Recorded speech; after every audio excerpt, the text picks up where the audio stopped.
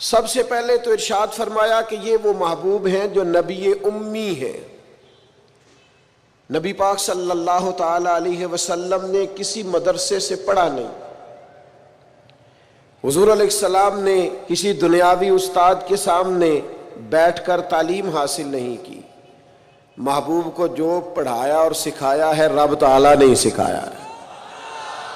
حضور نے دنیا میں کسی سے نہیں پڑھا، حضور کا کوئی استاذ نہیں، لیکن علم و حکمت کے، فہم و فراست کے، تدبر اور دانائی کے وہ عظیم موتی میرے رسول پاک نے بیان فرمائے ہیں جو کسی اور کے حصے میں کبھی نہیں آئے، نہ آ سکتے۔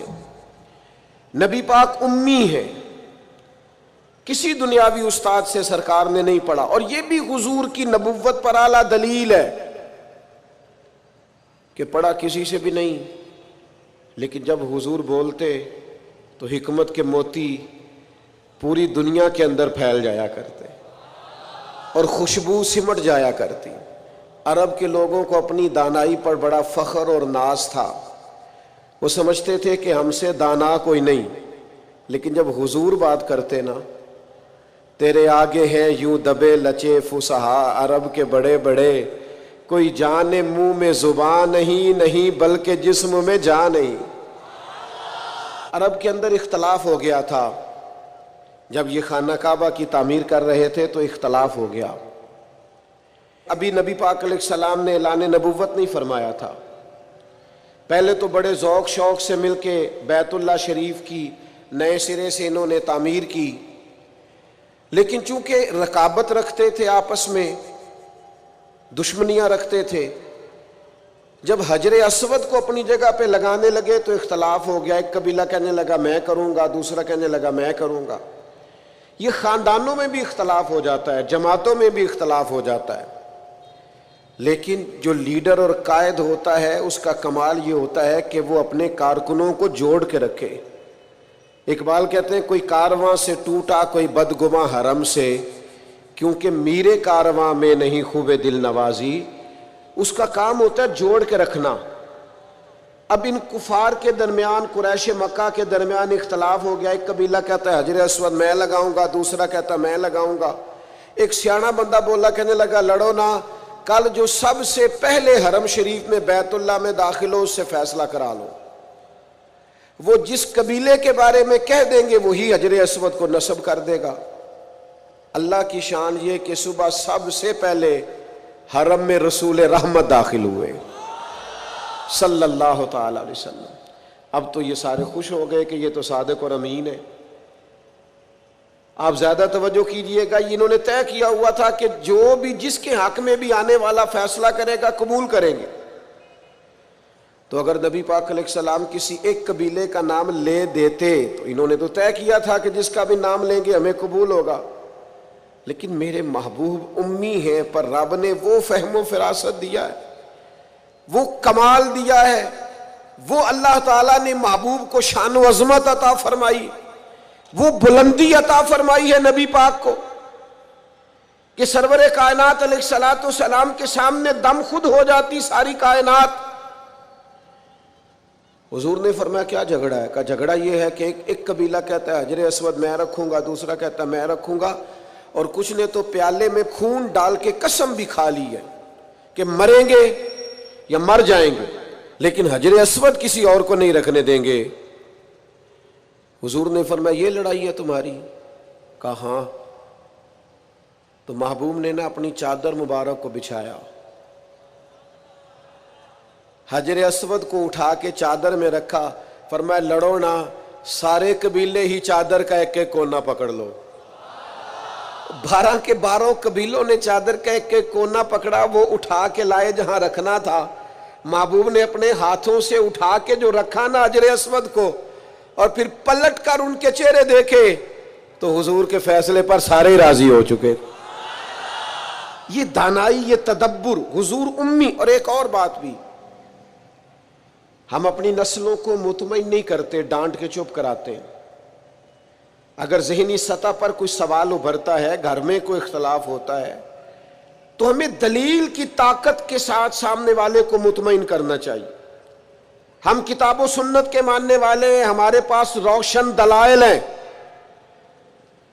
ہمیں ذہنی سطح پر ابھرنے والے سوالات کے جواب دینے چاہیے، اپنے بچوں کو، اپنے بھائیوں کو، اپنے قبیلے کو، اپنے دوستوں کو مطمئن کرنا چاہیے۔ ہم کیا کرتے ہیں؟ ہم بعض اوقات ڈانٹ دیتے ہیں، بعض اوقات اس طرح کا رویہ کرتے ہیں کہ لاپرواہی کرتے ہیں، ہمیں پتہ ہوتا ہے سوالوں کے جوابات کا، لیکن ہم توجہ نہیں دیتے۔ فتح مکہ ہوا اور کچھ عرصے کے بعد ایک بڑا معرکہ پیش آیا، تو اس بڑے معرکے میں مال غنیمت آیا۔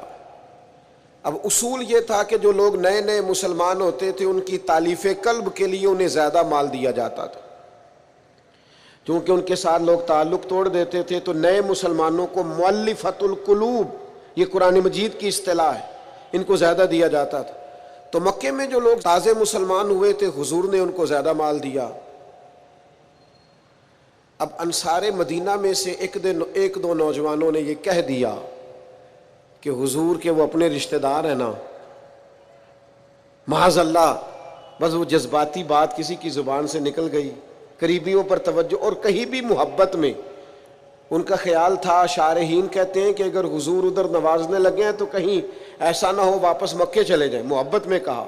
تو اب اس پر اللہ کے محبوب علیہ الصلوۃ والسلام نے کیا کیا؟ فرمایا انصار مدینہ کو، یہ مسلم شریف میں موجود ایک ترکی خیمہ تھا، فرمایا انصار کو خیمے میں جمع کرو۔ خیمے میں جمع کیا تو حضور فرمانے لگے، یہ ذرا انداز دیکھیے میرے کریم، حضور فرمانے لگے،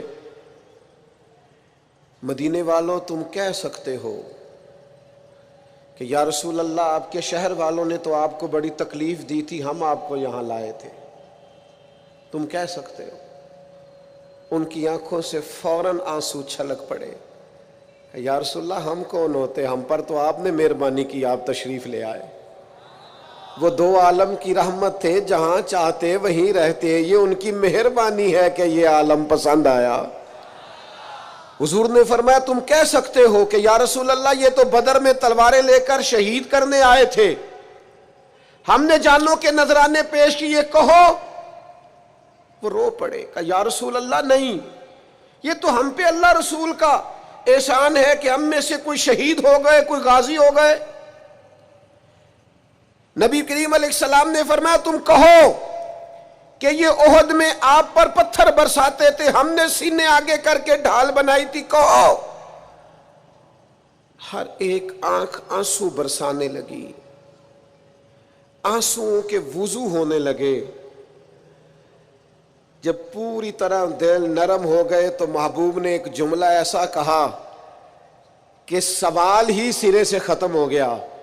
فرمایا مدینے کے میرے بھولے انصار، کیا تم یہ پسند نہیں کرتے کہ مکے والے اپنے گھر جائیں تو بھیڑ بکریاں اونٹ لے کے جائیں، اور تم جب مدینے جاؤ تو اللہ کا رسول اپنے ساتھ لے کے جاؤ؟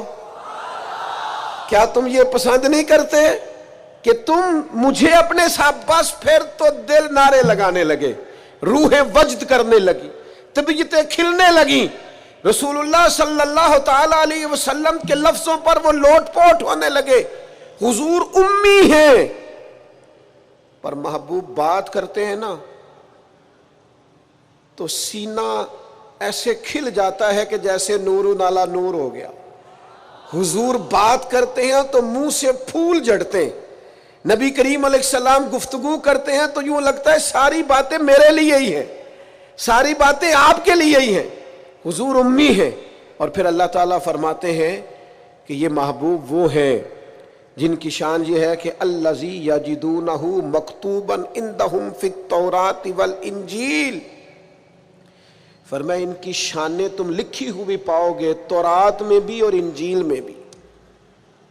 حضرت عیسیٰ تو خود فرما گئے نا، میں تمہیں اپنے بعد ایک محبوب کی خوشخبری دے کے جا رہا ہوں جن کا نام احمد ہوگا۔ ابن یعقوب کو اللہ نے صورت بخشی، ید بیضا کی کلیم اللہ کو نعمت بخشی، ہر نبی کو کوئی عزت کوئی عظمت بخشی، اور میری سرکار کو بے پردہ زیارت بخشی۔ فرمایا میں تمہیں خوشخبری دے کے جا رہا ہوں، اپنے بعد بشارت دے کے جا رہا ہوں۔ ان کا نام احمد ہوگا۔